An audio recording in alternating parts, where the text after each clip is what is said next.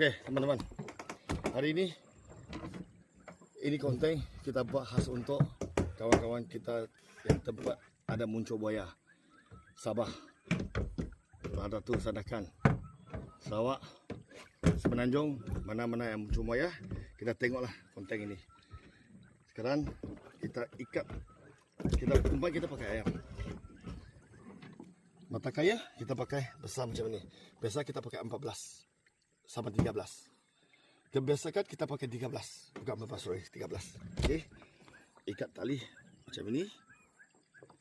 Pakai tali 8 mm sampai 10 mm. Depend buaya yang muncul berapa besar.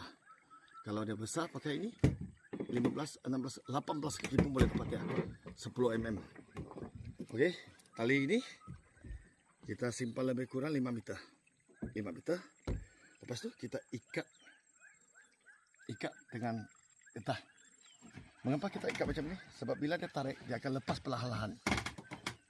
Biasa kita pakai dahan pokok apung. Sebab sini tiada apung, semua tahan. Itu kita dapat cari dahan apung, itulah kita pakai tahan kayu.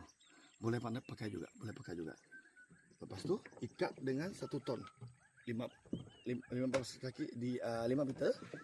Lepas ikat ini 5 meter, ikat dengan tom drum. Okey. Lepas tu umpan ini mesti mau apung.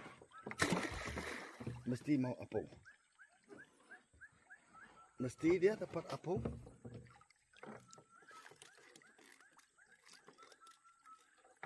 Okey.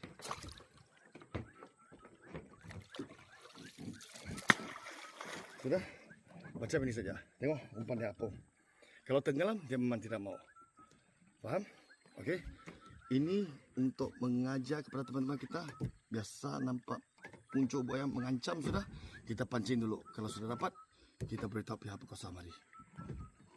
Ini yang cara yang paling senang dan cepat dan besar. Okey. Ini yang tempat kita simpan dua. Okey. Ingat macam mana. Kita pun boleh ikat atas tahan pokok juga. Tahan pokok, tapi umpan kita mesti pakai tapak apung. Jangan tenggelam. Itu saja. Harap kita semua faham. Mantap, teman.